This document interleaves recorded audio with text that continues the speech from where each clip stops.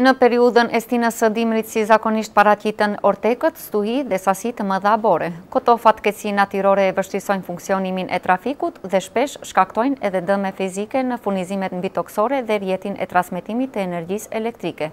Por në bazë të analizës së kryer mbi vlerësimin e rrezikut, në territorin e komunës së Gostivarit nuk ka të bëjë ndonjë rrezik real. Grumbujt e borës, ortekët dhe stuhit si fenomene natyrore meteorologjike në periudhën e dimrit si zakonisht shkaktojnë çrregullime të caktuara të aktiviteteve të përditshme. Këto fatkeqësi natyrore e vështirësojnë funksionimin e trafikut dhe shpesh shkaktojnë edhe dëmtime fizike në furnizimet mbitoksore dhe rrjetin e transmetimit të energjisë elektrike.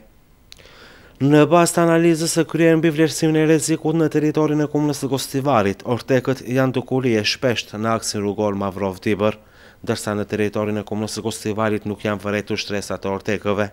Në përjashtim të vitit 2012, kur orteku i rënë në binaret e Ekurudhës në relacionin Shkup-Kolçov, në kilometrin e 7 nga stacioni ekurudhor i Gostivarit drejt Kolçovës, bori që treni të devijon nga binaret.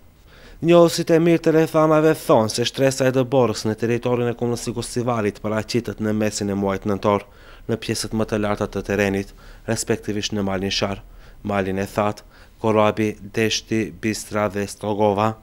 Nga mesi muajit dhjetor, dëbora bie në pjesën e rafsht të komunës. Koha e qëndrimit të fundit të mbulesës së borës në pjesët e rafshta është mesi i marsit, ndërsa në terrenet më të larta malore fundi i muajit prill. Sipas të dhënave statistikore, numri i mesatar i ditëve me shtresë të dëborës është 20 deri 40 ditë, ndërsa në viset malore numri i ditëve me shtresë bore është shumë më i madh, gjithsesi 180 deri 210 ditë.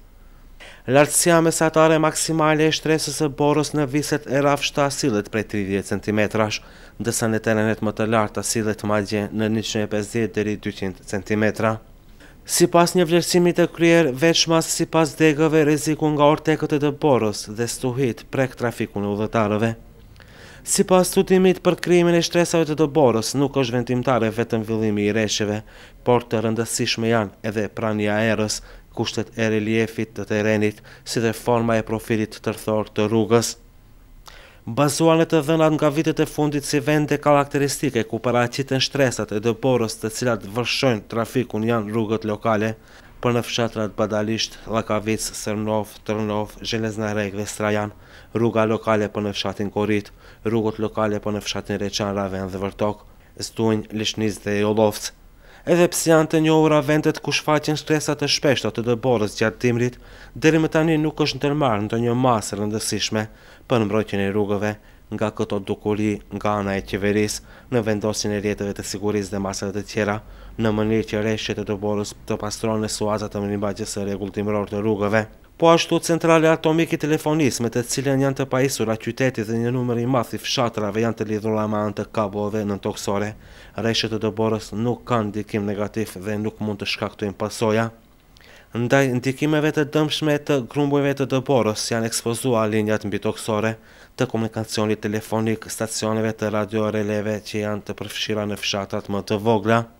Gjatë rreshjeve më të mëdha të dëborës dhe pranisë së erës së fortë, ndërsa në bazë të përvojës së deritanishme nga vitet e mëparshme në territorin e komunës së Gostivarit, janë të rrezikuara linjet ajrore Gostivar-Mavrov dhe Gostivar-Kolçov.